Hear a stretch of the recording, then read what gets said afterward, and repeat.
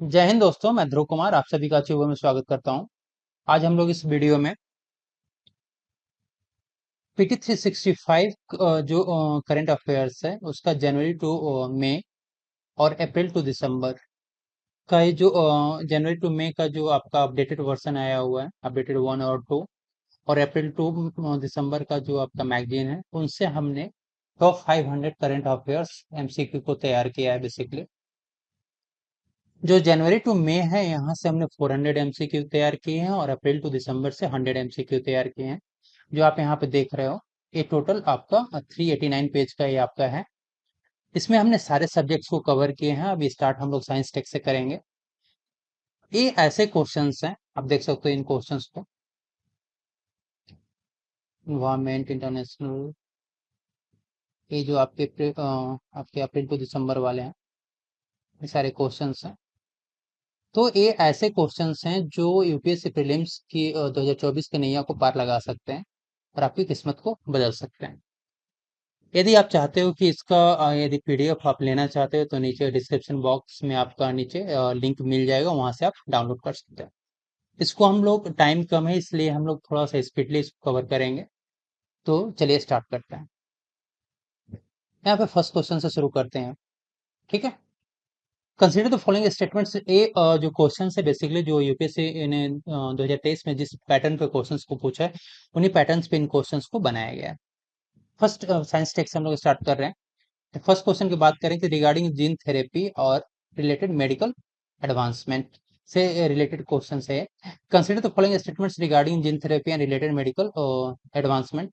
First statement यहाँ पे दिया कि the first human clinical trial of gene therapy for haemophilia A in India was conducted at the CMC Vellore, Christian Medical College Vellore. ये first statement है। Second statement है यहाँ पे कि जो lentivirus are popular vector for gene therapy due to their ability to infect both, जो infect कर सकता है बोथ डिवाइडिंग और नॉन डिवाइडिंग सेल्स, मतलब डिवाइडिंग सेल्स को और नॉन डिवाइडिंग सेल्स दोनों को क्या कर सकता है, इन्फेक्ट कर सकता है। और इसकी जो कैपेसिटी होती है, their capacity to integrate transgenes into the host cell genome, जो क्या कर सकता है कि जो ट्रांसजीन्स होता है उसको इंटीग्रेट कर सकता है होस्ट सेल जीनोम के साथ।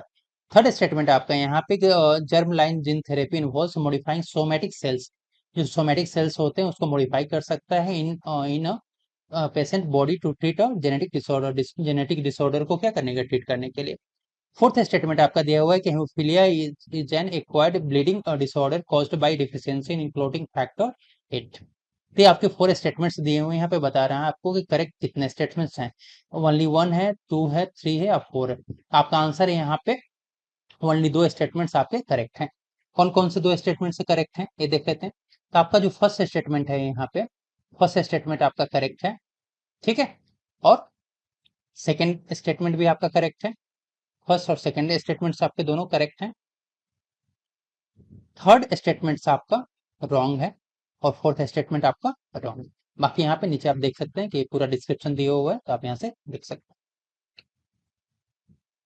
नेक्स्ट क्वेश्चन की बात करें, हम लोग थोड़ा फास्ट ही कवर करेंगे क्योंकि टाइम कम है, क्वेश्चन ज्यादा है, तो कवर करने में थोड़ा टाइम लगेगा। सेकेंड क्वेश्चन है आपका, which of the following statements regarding gene therapy is correct. यहाँ पे आपको बताना है कि जीन थेरेपी से रिलेटेड कितने स्टेटमेंट जो आपके करेक्ट है, कौन सा स्टेटमेंट करेक्ट है। Germ line gene therapy involves modifying somatic cells in patient body. जो जर्म लाइन जीन थेरेपी होता है वो क्या करता है, सोमेटिक सेल्स को मॉडिफाई करता है पेशेंट बॉडी में। सोमेटिक सेल जीन थेरेपी जो होता है इंट्रोड्यूस करता है functional genes into germ line cells में। फिर जो लेंटी वायरस होता है कि बेसिकली क्या होता है, preferred vector for gene therapy due to their inability to integrate transgenes into host of cell genome. और जीन थेरेपी जो होता है जब primarily use to treat infectious disease, जो जीन थेरेपी होता है वो बेसिकली इन्फेक्शियस जो डिजीज होते हैं उसको ट्रीटमेंट के लिए यूज किया जाता है। तो आपका आंसर जो है यहाँ पे, आंसर है आपका सी। आपका आंसर क्या है, सी। करेक्ट आंसर क्या है, सी। जो lentivirus prefer to vector to gene therapy due to their ability to integrate, क्या इसकी एबिलिटी होती है टू इंटीग्रेट क्या करता है, ट्रांसजीन्स को होस्ट सेल जीनोम से इंटीग्रेट करने में हेल्पफुल होता है। नेक्स्ट क्वेश्चन की बात करें यहाँ पे, तो what is the primary purpose of gene therapy, जो जीन थेरेपी होता है उसका प्राइमरी पर्पस क्या होता है? ऑप्शंस आपके सामने, to eliminate the need for a traditional medical treatment, जो ट्रेडिशनल मेडिकल ट्रीटमेंट उसको एलिमिनेट करने के लिए, gene makeup for a future generation को मॉडिफाई करने के लिए, insert normal genes into cells to correct genetic disorder order, जो जेनेटिक डिसऑर्डर है उसमें नॉर्मल उसके जो सेल्स हैं उसमें नॉर्मल जीन को इंसर्ट करने में, या फिर to enhance physical traits in healthy individuals, जो हेल्दी इंडिविजुअल्स हैं उनके जो फिजिकल ट्रेट्स है उसको एनहेंस करने में। तो आपका आंसर है आपका क्या, सी, मतलब to insert a normal gene into a cell to correct genetic disorder, मतलब जो जेनेटिक जो डिसऑर्डर्स होते हैं उसको सही करने के लिए जो सेल्स होते हैं उसके अंदर नॉर्मल जीन्स को क्या इंसर्ट कराया जाता है। आपका आंसर क्या हो जाएगा, करेक्ट आंसर आपका सी। नेक्स्ट बात करें यहाँ पे, नेक्स्ट क्वेश्चन देखिए क्या है, विच of the following genetic disorder is commonly treated using gene therapy, कौन सा जो जेनेटिक डिसऑर्डर है जो जिसके सहायता मतलब जिसको जीन थेरेपी की सहायता से ट्रीट किया जा सकता है? तो ऑप्शन आपके सामने, डाउन सिंड्रोम, अल्जाइमर, हेमोफीलिया और अस्थमा। बताइए, करेक्ट आंसर है आपका सी, हेमोफीलिया। सी क्या है, हेमोफीलिया। ठीक है, नीचे आपके एक्सप्लेनेशन दिए हुए हैं। और नेक्स्ट क्वेश्चन की बात करें, consider the following statements regarding the genome India project. यहाँ पे तीन स्टेटमेंट्स दिए हुए हैं जीनोम इंडिया प्रोजेक्ट के बारे में, सो आपको बताना है कि इसमें से करेक्ट कितने आपके स्टेटमेंट्स कितने करेक्ट हैं।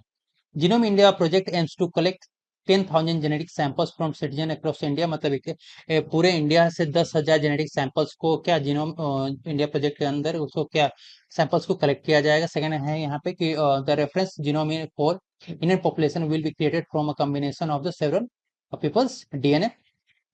ठीक है, थर्ड है कि genome India project was initiated by ministry of health and family welfare, मतलब जो जीनोम इंडिया प्रोजेक्ट है वो ministry of health and family welfare के द्वारा स्टार्ट किया गया था। तो यहाँ पे बताना है कि कितने स्टेटमेंट्स आपके क्या हैं, करेक्ट हैं। तो यहाँ आपके दो स्टेटमेंट्स करेक्ट है। कौन कौन सा स्टेटमेंट्स करेक्ट है? तो जो फर्स्ट और सेकंड आपका करेक्ट है, ये जो फर्स्ट स्टेटमेंट है करेक्ट है, सेकंड स्टेटमेंट भी करेक्ट है, लेकिन थर्ड स्टेटमेंट आपका रॉन्ग है। ये जो स्टेटमेंट आप देख रहे हो, genome India project was initiated by ministry of health and family welfare, तो ministry of health and family welfare के द्वारा न इनिशिएट होकर के जो प्रोजेक्ट हुआ था, initiated by the department of biotechnology under the ministry of science and technology. Clear है, not a ministry of health and family welfare. Clear है, चलिए नेक्स्ट क्वेश्चन की बात करें यहाँ पे, consider the following statements about the human genome project। Human genome project के बारे में और भी स्टेटमेंट से देखते हैं यहाँ पे। तो human genome project aims to determine the entire genome DNA क्या सीक्वेंस, मतलब जो ह्यूमन जीनोम डीएनए सीक्वेंस है उसको क्या करना है कि पूरे का पूरा को उसको डिटरमाइन करना है। इट सेकंड है यहाँ पे कि it was led by the international human genome sequencing consortium involving scientist from 6 countries के साइंटिस्ट इसमें इन्वॉल्व है।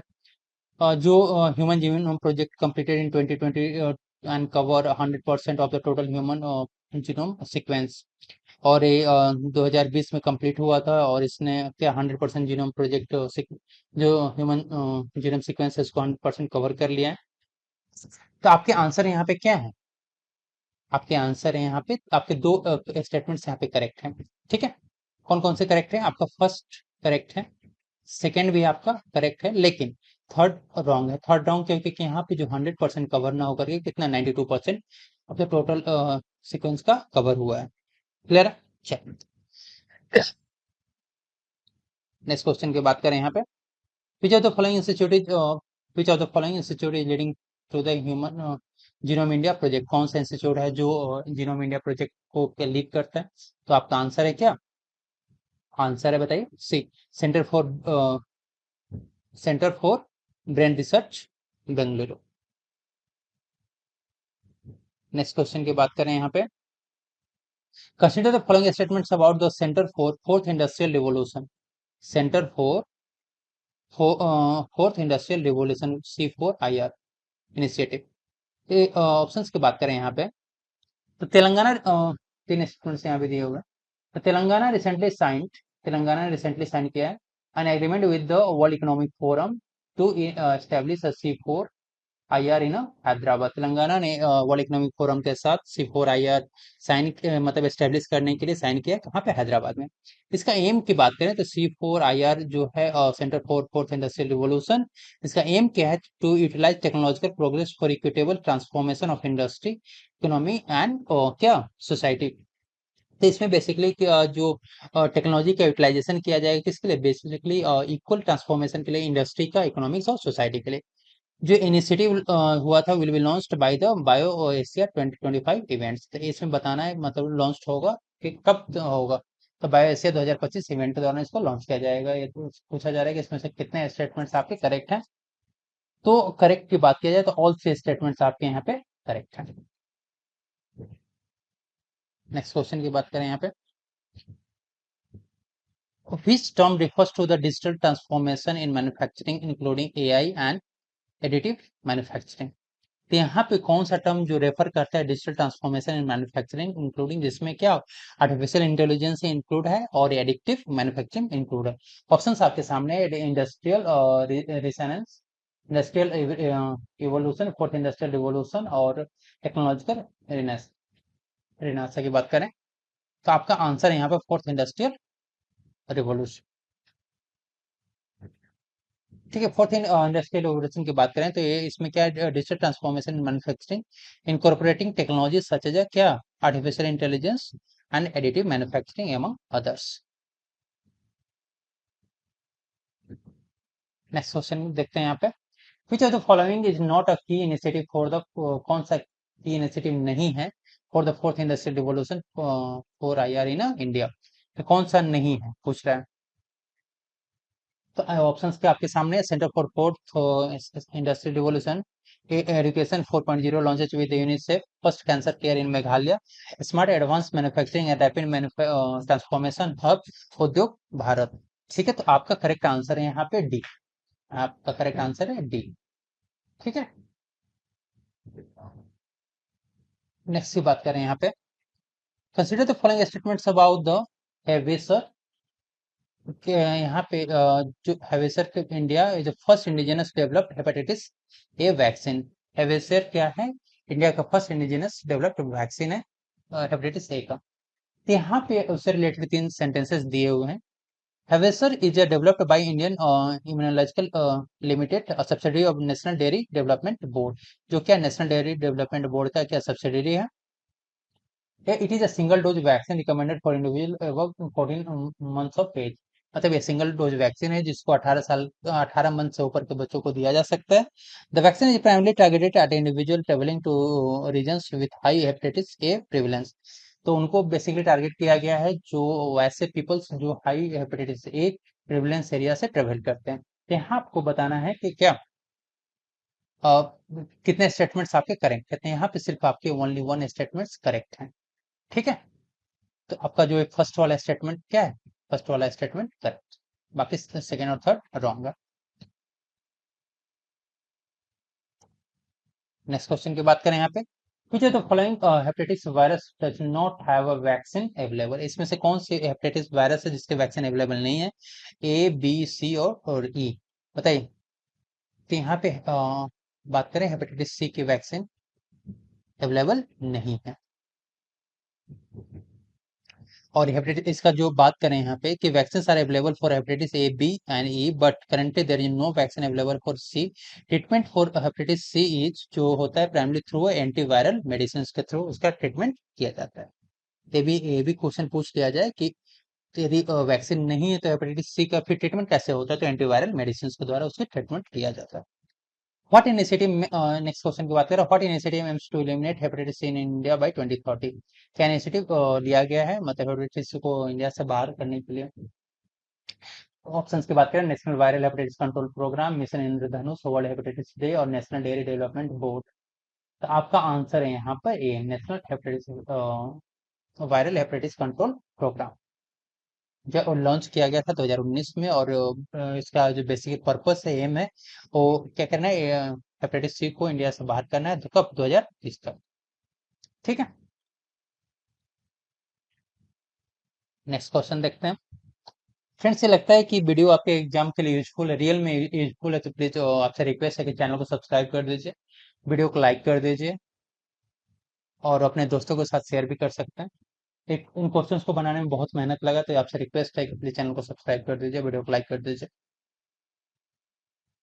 बात करें यहाँ पे कि consider the following statements about cervical cancer. Cervical cancer से रिलेटेड जो स्टेटमेंट्स की बात करें, तो सर्वाइकल कैंसर, यहाँ पे तीन स्टेटमेंट्स दिए हुए हैं।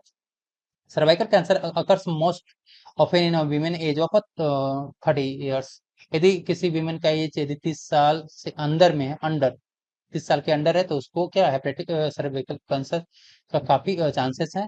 सेकेंड ऑप्शन है कि यहाँ पे ह्यूमन पैपिलोमा वायरस जो H PV the main cause of cervical cancer. Cervical cancer का मेन कॉज है क्या? Human papilloma virus.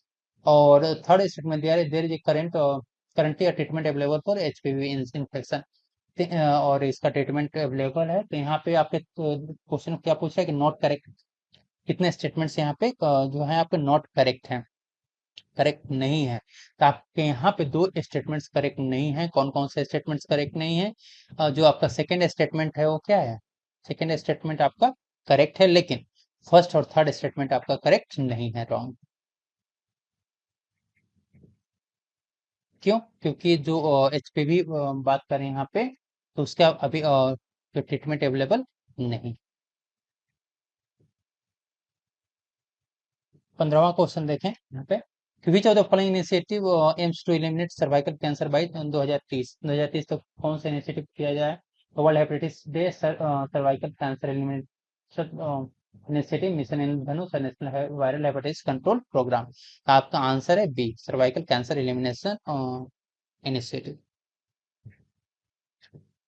बात करें यहाँ पे कि जो सर्वाइकल कैंसर एलिमिनेशन इनिशिएटिव है वो किसके द्वारा शुरू किया गया? लेड बाय द WHO, जिसका एम क्या है कि सर्वाइकल कैंसर को 2030 तक खत्म करना है।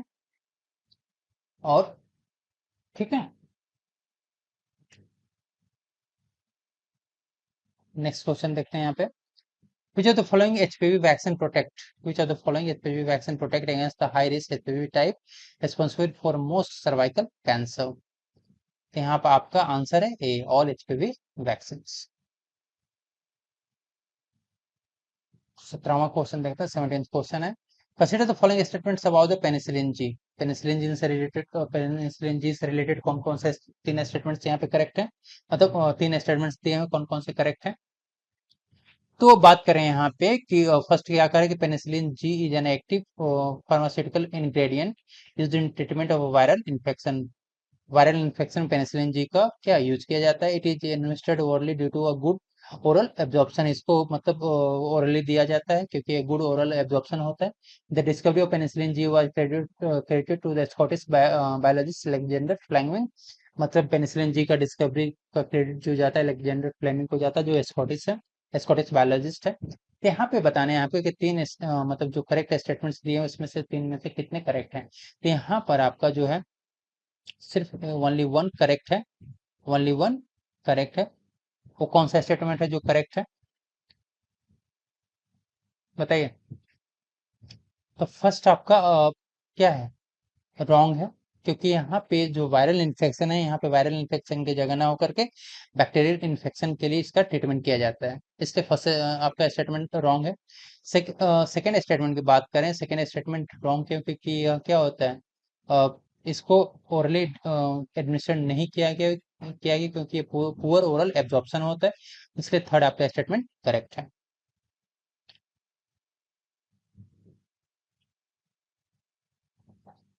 नेक्स्ट क्वेश्चन देखते हैं यहाँ पे, which of the following is a potential which of the following is a potential chronic health effects of rhodamine B, the industrial dye used as artificial colouring agent. जो क्या होता है, एक इंडस्ट्रियल डाई है जिसका आर्टिफिशियल कलरिंग एजेंट में use किया जाता है, इसका इफेक्ट क्या पड़ता है, हेल्थ पे क्या इफेक्ट पड़ता है रोडामाइन का? Stomach fullness, liver dysfunction, itching और ब्रीथिंग प्रॉब्लम्स। आपका यहाँ पे क्या होता है, लिवर डिसइंफेक्शन में इसका बहुत बड़ा रोल है। डिस्क्रिप्शन आप यहाँ पे देख सकते हैं। और नेक्स्ट क्वेश्चन देखते हैं, which country has become the first to routinely administer Mosquirix? World first malaria vaccine programme for children. किस कंट्री ने routinely first time routinely administer किया है मॉक्सक्विरिक्स का, जो वर्ल्ड का first malaria vaccine programme children के लिए है? तो आपका आंसर है यहाँ पे कैमरून। आंसर क्या है? कैमरून।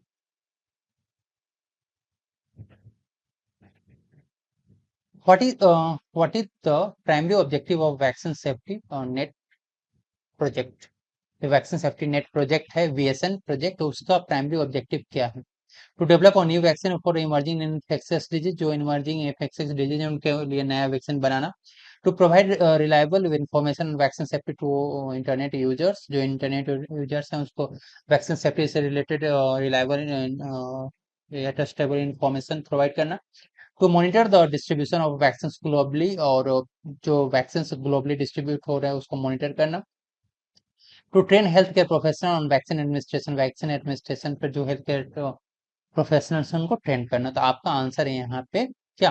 बी, प्रोवाइड और reliable information on vaccine safety to internet users. Clear है? चल, नेक्स्ट क्वेश्चन की बात करें। Which organization support the vaccine safety project by providing the advice and criteria for website quality and content? मतलब कौन सा organisation है जो उसको सपोर्ट करता है वैक्सीन सेफ्टी नेट प्रोजेक्ट्स को? तो आपका आंसर है यहाँ पे global advisory committee on vaccine safety. ठीक है, जो एस्टेब्लिश कब हुआ था? 1999 में।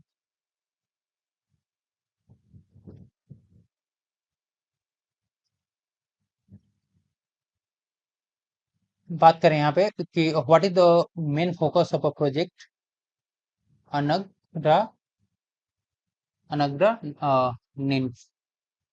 तो यहाँ पे ऑप्शंस की बात करें तो डेवलपिंग अ नोवल वैक्सीन और against gram negative bacteria infection, जो ग्राम नेगेटिव बैक्टीरिया है उसके अगेंस्ट में क्या, एक नोवल वैक्सीन को डेवलप करने के लिए। एंटीवायरल जो ड्रग्स के नए जो क्लास है उसको डिजाइन करने के लिए।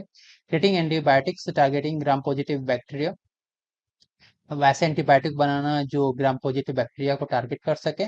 और develop a novel class of antibiotics against gram negative bacteria infection, या ऐसे एंटीबायोटिक को डेवलप करें जो ग्राम नेगेटिव बैक्टीरिया को क्या, मतलब उसके अगेंस्ट में। तो आपका आंसर है यहाँ पे डी, मतलब develop a novel class of antibiotics against gram negative bacteria infection. ठीक है, नेक्स्ट क्वेश्चन देखते हैं यहाँ पे। Consider the following statements regarding MIRV technology, MIRV technology. और तीन ऑप्शन हैं आपके सामने दिए हुए हैं। मिर्व टेक्नोलॉजी, जो MIRV technology are originally developed to allow a single missile to carry a multiple nuclear warhead is capable of striking different targets independently. मतलब MIRV मिर्व जो टेक्नोलॉजी है वो क्या एक अलाउ करता है सिंगल मिसाइल को जो कैरी कर सके बहुत सारे क्या मल्टीपल न्यूक्लियर वेपन्स को, और जो क्या कर सके, जो is capable of striking different targets independently, अलग अलग टारगेट्स को क्या स्ट्राइक कर सके। बात करें यहाँ पे कि US was the first country to develop MIRV technology, followed by Russia, United Kingdom, France and China. मतलब यूएस फर्स्ट कंट्री है जो उसने इस टेक्नोलॉजी को क्या डेवलप किया है, जिसमें रसिया बाकी और अदर्स की बात करें, रसिया, ब्रिटेन, फ्रांस और चाइना है। Land based MIRV technology are particular destabilise, जो लैंड बेस्ड मिर्व टेक्नोलॉजी है particular destabilise because many warhead on fewer missiles are vulnerable to attack. तो यहाँ पे आपके तीन स्टेटमेंट्स दिए हैं, बताना है कि करेक्ट कितने हैं। तो all three statements are correct here. ठीक है, चलिए नेक्स्ट क्वेश्चन देखते हैं।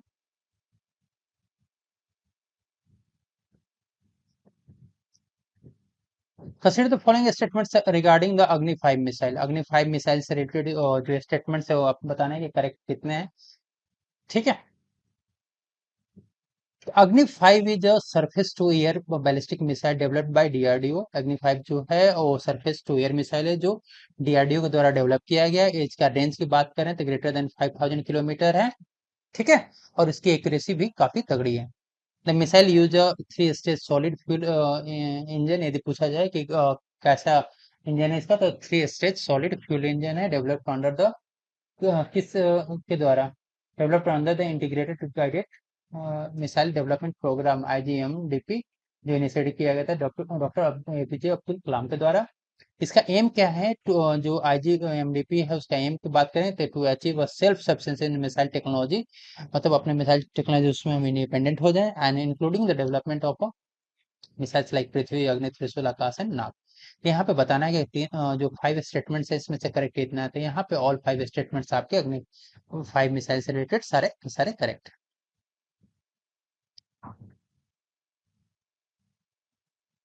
नेक्स्ट क्वेश्चन की बात करें यहाँ पे, तो consider the following statements regarding the solid fuel and liquid fuel rocket technology.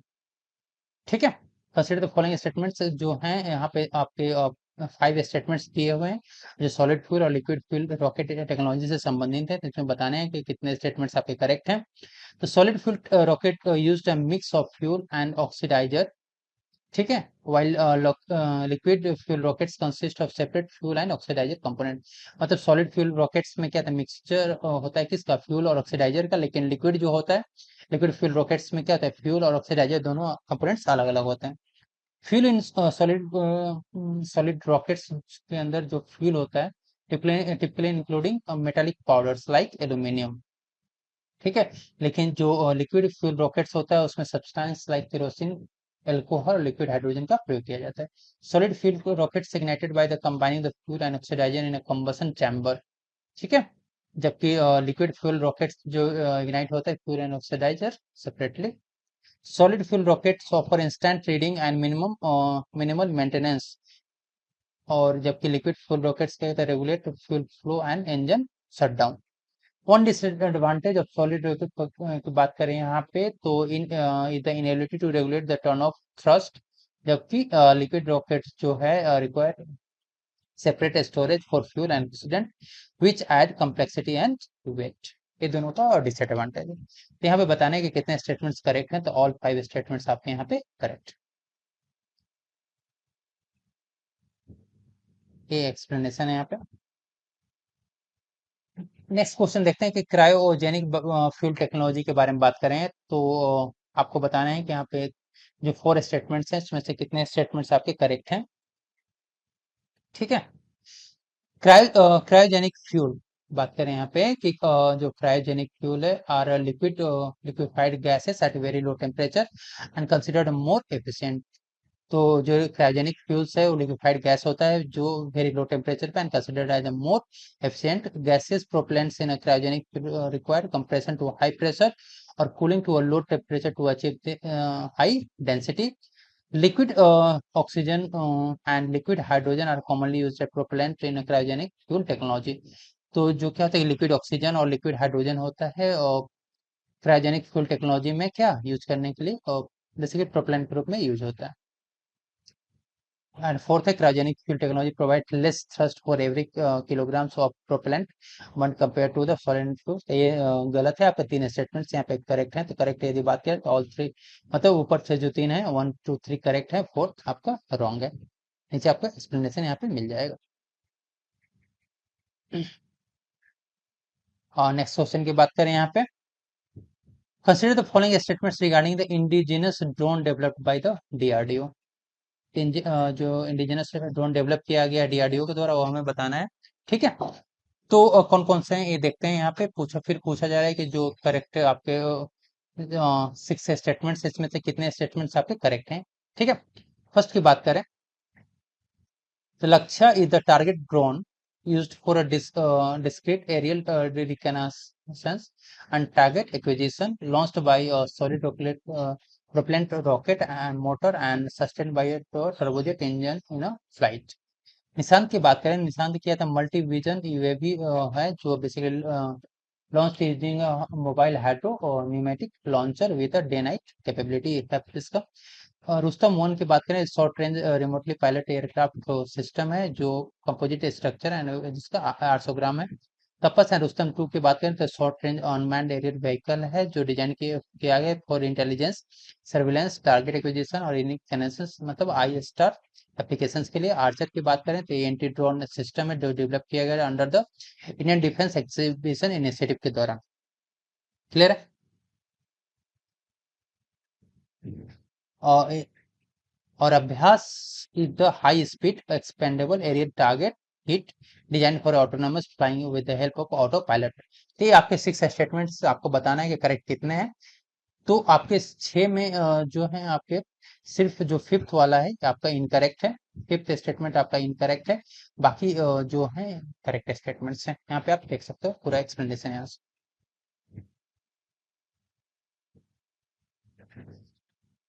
Next question देखते हैं। Consider the following statement regarding the high powered microwaves HPM weapon. ठीक है,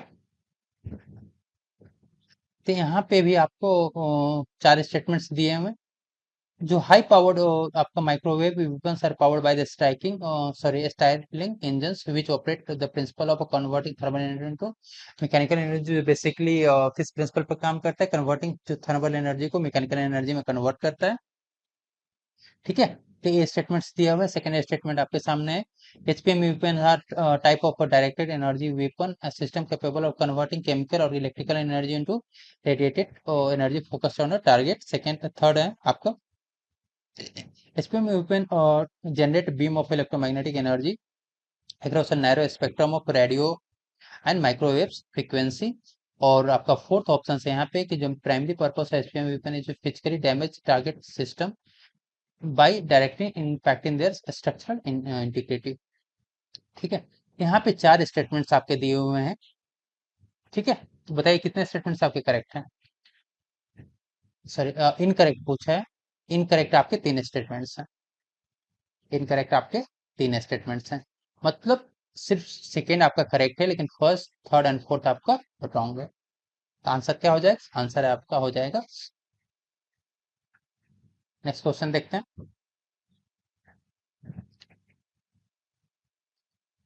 consider the following statements regarding the critical energy technology sector. ठीक है, critical technology sector are identified by the government as essential for a nation's future economic growth, national security and technology advancement। तो critical technology sector का जो identify किया गया government के लिए basically क्या नेशंस का फ्यूचर इकोनॉमिक ग्रोथ के लिए, नेशनल सिक्योरिटी के लिए, टेक्नोलॉजिकल एडवांसमेंट के लिए। ठीक है, तो ये आपका फर्स्ट स्टेटमेंट है। सेकेंड स्टेटमेंट की बात करें यहाँ पर कि this sector typically involve cutting edge research innovation and strategic importance के लिए इसका प्रयोग किया जाता है। थर्ड स्टेटमेंट आपका दिया हुआ है यहाँ पे कि critical technology sector usually receive minimal oversight from the government and limited investment. ये थर्ड स्टेटमेंट है। फोर्थ स्टेटमेंट है this sectors are not important for state critical infrastructure. State critical infrastructure के लिए इंपॉर्टेंट नहीं है। Fourth statement. फिफ्थ है आपका example of critical technology sectors including artificial intelligence, quantum computing. तो यहाँ पर आपकी बात करें कि कितने पूछ रहा है कि कितने स्टेटमेंट्स करेक्ट नहीं है, तो थर्ड और फोर्थ आपका स्टेटमेंट करेक्ट नहीं है। तो आंसर आपका हो जाएगा बी।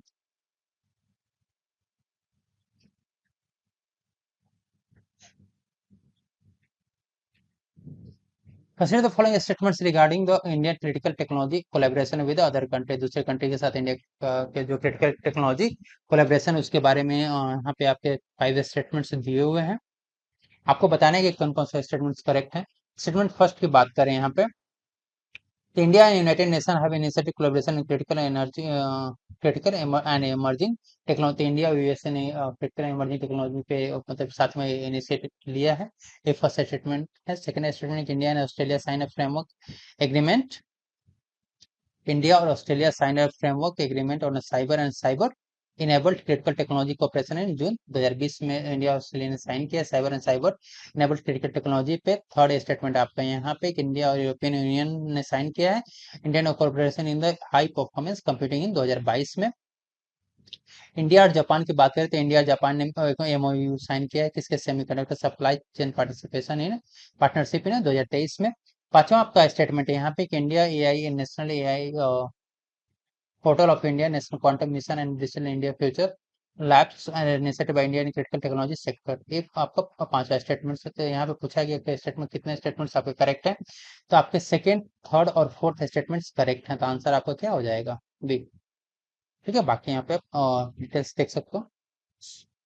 सो फ्रेंड्स, लगता है कि वीडियो आपके एग्जाम के लिए यूजफुल है, तो प्लीज आपसे रिक्वेस्ट है कि प्लीज चैनल को सब्सक्राइब कर दीजिए और अपने दोस्तों के साथ इसको इस वीडियो को शेयर कर सकते हैं, लाइक कर दीजिए।